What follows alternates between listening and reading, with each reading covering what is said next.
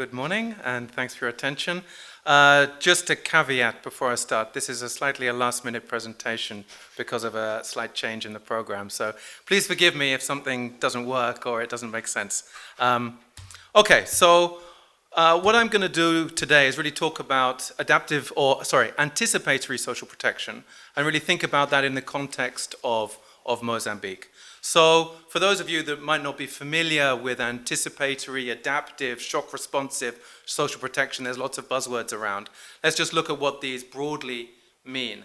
So I think we're all familiar with routine social protection, which is often triggered by a concern for chronic poverty or something like that. And that's generally seen as some kind of ongoing activity. Examples would be social pensions, child grants, etc. Then we have what's often called shock responsive social protection. And here the trigger would be some form of covariate shock. It could be a flood, a natural disaster, or such like. And then we're going to see some reaction in the system, and then some temporary cash transfers after a natural disaster. That could often be to existing beneficiaries of a program. So they might receive some additional money because of a shock. Then we have what's often called adaptive social protection, which is a bit more of a sophisticated version of shock responsive, where we have some acknowledgement that the risks are changing over time, that shocks are often quite frequent, which means we need to have a more flexible and prepared system.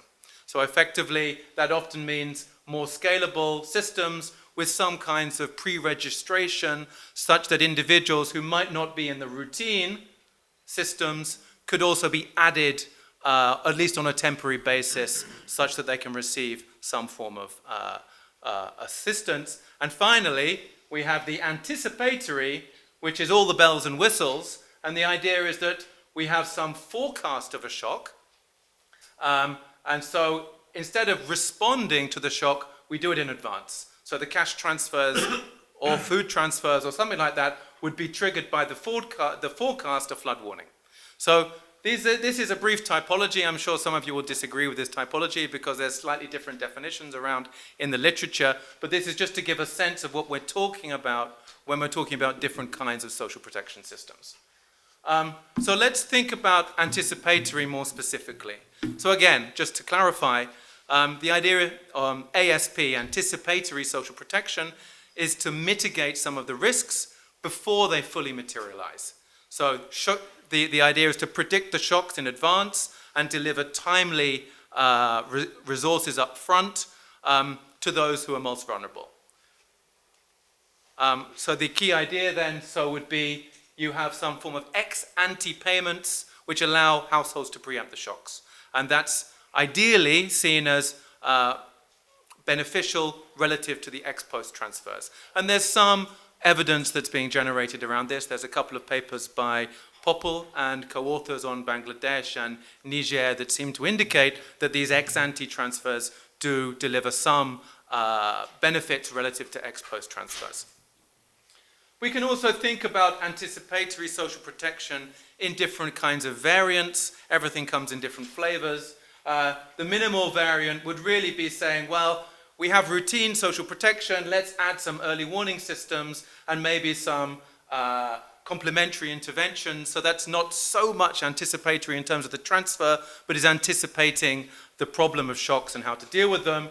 The median variant would be some ability to scale up assistance to existing social protection beneficiaries in advance of a shock. And then the maximal would be both the vertical and temporary and horizontal expansion of social protection. Of course, different people talk about different variants at different times.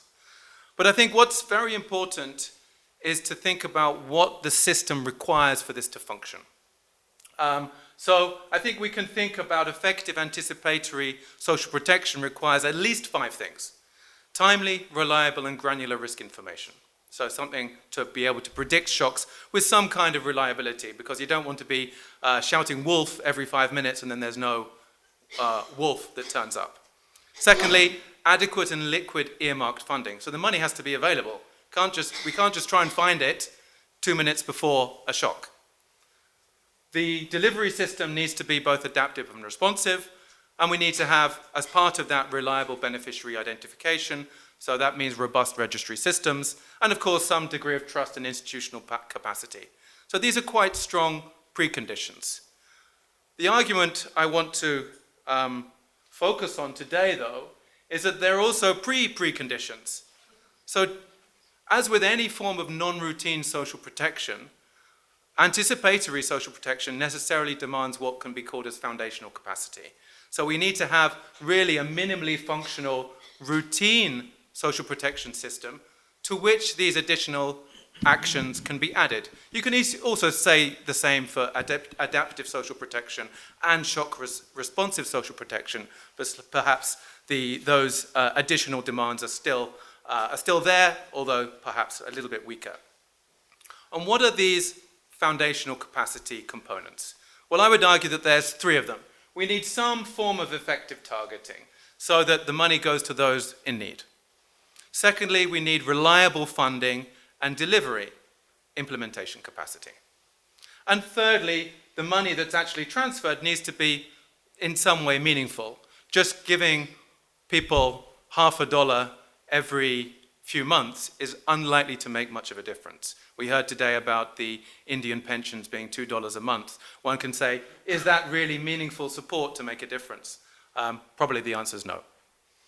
So without this flaw, the issue there is that anticipatory social protection becomes symbolic and at worst a costly distraction. So my argument here, or my question I want to answer very briefly, is does Mozambique have this foundational capacity? So the argument is not that anticipatory social protection is in theory a great thing. I think the theory is there, that of course it's very attractive and would be great, but we need to also be realistic. So let's look very briefly at the Mozambican case. So over the last year, 18 months, I've been working quite a lot on the Mozambican social protection system, looking particularly at what's called the PSSB, which is effectively the basic social protection scheme for the elderly. Covers around 450,000 elderly individuals as a kind of a social pension, with a not insignificant budget in the context of Mozambique of around $100 million a year. And it's meant to go to people aged over 60, living in a situation of poverty and vulnerability, loosely based on community-based targeting. So as we can see over the years that this scheme has been growing, at least theoretically in size, we'll get back to this. And as I said, the coverage is quite large. So for this analysis, we combined three forms of data. We've been working with the Social Protection Ministry in Mozambique, and then we're able to get access to the full register of beneficiaries. So that's what's called the e-INASH system.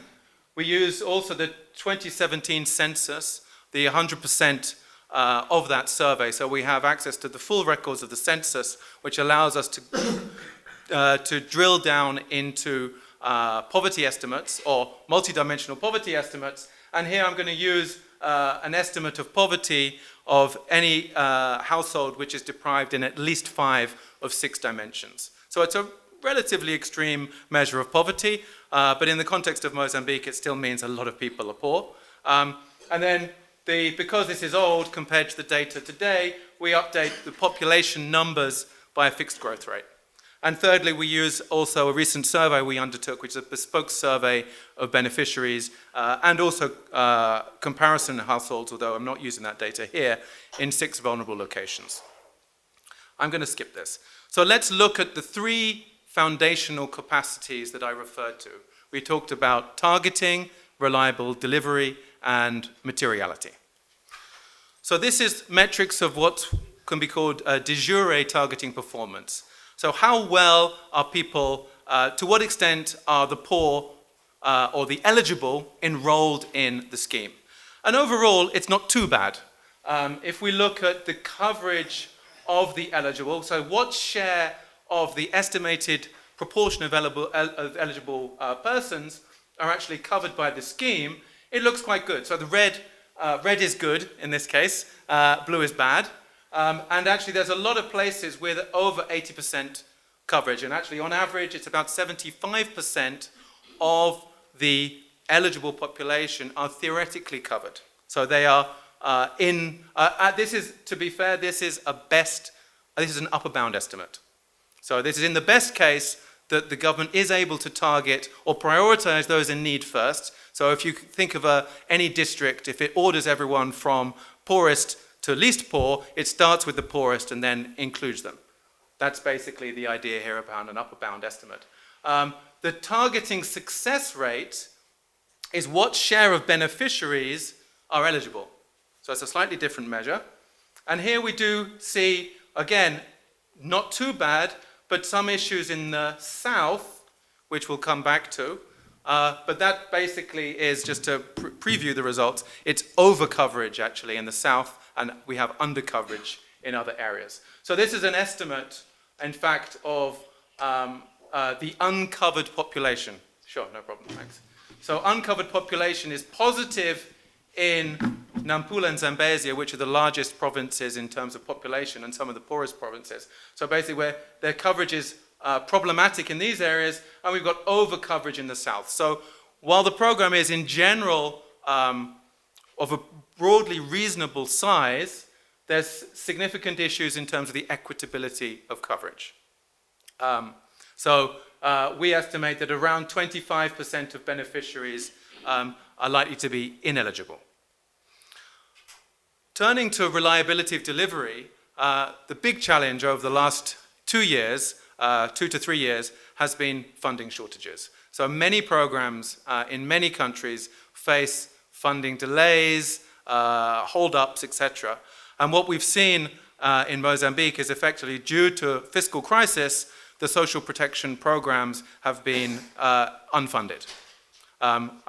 Recalling from today's earlier panel, it's a classic example of poor programs for the poor being poor programs because they don't have a voice. So what we see here is while in 2022 around 80% of the eligible were being covered, this has fallen dramatically, particularly in some of the poorest areas, to less than 25%. And actually this last year, almost no one in the entire scheme has been paid.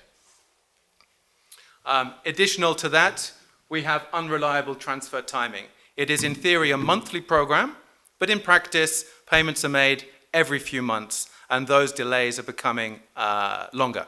So what we see again is in certain areas, payments have, this was in 2023 when there were still some payments. 2024 has been even worse. In 2025, there's no clear news yet on the funding. We've got long gaps between payments, making it very difficult for individuals to plan any form of investments or activities around those transfers.